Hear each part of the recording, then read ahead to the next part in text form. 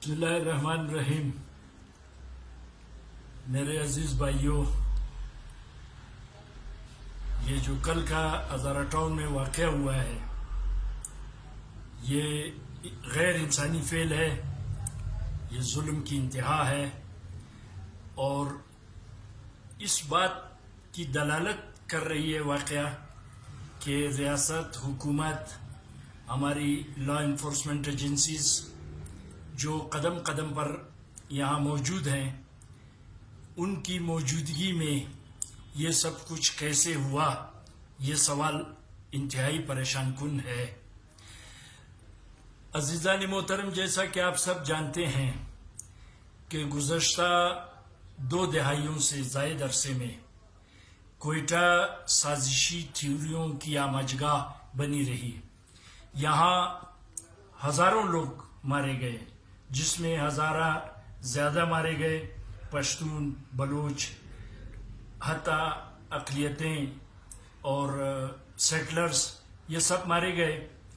لیکن ریاست اپنے قانونی، آئینی، اخلاقی اور مذہبی جو ان کے فرائض ہیں، چونکہ بنیادی طور پر اگر کوئی قتل و غارت گری کرتا ہے، چاہے وہ کوئی بھی ہو، وہ بنیادی طور پر ریاست کی ریٹ کو چیلنج کرتا ہے.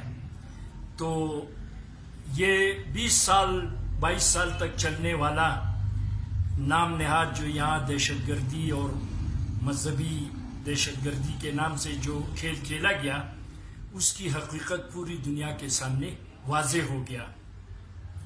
اب خطے کے حالات کو آپ دیکھیں. اس وقت پشتون تحفظ موومنٹ، جو پشتونوں کی ایک بہت بڑی اکثریت کی نمائندگی کر رہی ہے، اور جو سیاسی پارٹیاں ہیں وہ بھی پی ٹی ایم سے اختلاف نہیں کر رہی ہیں، اور یہ پورے خطے میں ایک نیا تناظر اس سے سامنے آ رہا ہے. تو ظاہر ہے کہ افغانستان اور ہمارا جو اس سے منسلک علاقے ہیں، اس میں آپ دیکھیں نئے نئے حالات اور واقعات رونما ہو رہے ہیں. ابھی پچھلے دنوں پی ٹی ایم کے ایک معروف رہنما، ان کو قتل کیا گیا. تو یہ صورتحال جب ہم حالات اور واقعات کی کڑیوں کو ملاتے ہیں تو اس سے بعض خدشات جنم لے رہے ہیں.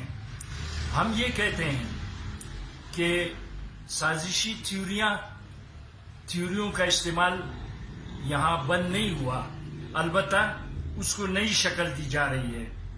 آپ اندازہ لگائیں کہ یہ کیسے ممکن ہے کہ یہاں کچھ لوگ، چاہے وہ ان کا نام دہشت گرد ہو، چاہے نامعلوم ہو، یا جس طرح رات کو ہزارہ ٹاؤن میں کل جو واقع ہوا ہے، یہ کیسے ہو سکتا ہے کہ لا انفورسمنٹ ایجنسیز کے ہوتے ہوئے، پولیس کے ہوتے ہوئے وہ واقعات رونما ہوں.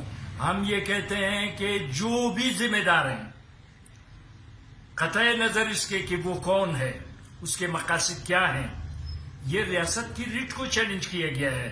ریاست کی ذمہ داری ہے کہ وہ قاتلوں کو گرفتار کرے اور انصاف کے کٹہرے میں ان کو کھڑا کرے. یہ ریاست کی ذمہ داری ہے، لا انفورسمنٹ ایجنسیز کی ذمہ داری ہے. باقی رہی بھائی جان، میں دیکھ رہا ہوں کہ چونکہ ہم سانپ کے ڈسے ہوئے ہیں، ہم اہل بلوچستان سانپ کے ڈسے ہوئے ہیں، اس لیے ہم ہر معاملے کو شک کی نگاہ سے دیکھنا یہ فطری بات ہے. ہم دیکھ رہے ہیں کہ یہ خطہ سازشی تھیوریوں کے استعمال کی سیاست گری ہو رہی ہے. بھائی جان، یہاں آج حکومت گلخانوں کی ہے، یہاں گلخان حکمران ہیں. یہاں ہر قوم، قبیلے اور ہر گلی کوچے میں آپ کو گلخان ملیں گے جو صورتحال کو اس کے حقیقی تناظر سے ہٹا کر اس کی تشریح کر رہے ہیں، لوگوں میں اشتعال پیدا کر رہے ہیں. بھائی جان، یہ بات اس کا تاریخی پس منظر ہے. جب یہ انگریز یہاں حکمران تھے تو انہوں نے ڈیوائڈ اینڈ رول کے جو سازشی تھیوری تھا اس کو استعمال میں لایا. یہاں نسلی، لسانی، مذہبی تفرقات پیدا کیے گئے، لوگوں کو لڑایا گیا. تو یہ اب اس کے لیے کوئی عذر قابل قبول نہیں ہے.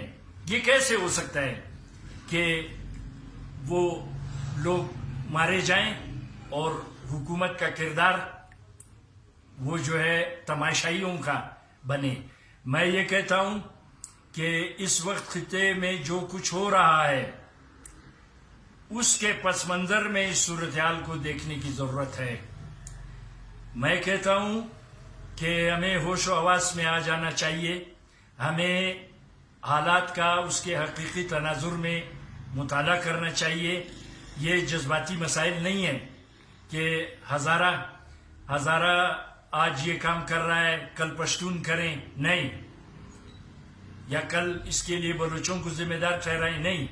ہم صرف ریاست کو جانتے ہیں، اس کے جو لا انفورسمنٹ ایجنسیز ہیں یہ سب اس کی ذمہ داری ہے. اگر ریاست اپنی نفی کرتا ہے، ریاست محض خبر بناتا ہے، تو پھر میرے خیال میں اس صورت میں بھی ہمیں مل بیٹھ کر سوچنا چاہیے کہ کیا ہونے جا رہا ہے. میں کہتا ہوں اس خطے میں جو کچھ ہو رہا ہے اس کو نظر انداز کر کے ہم محض واقعے کو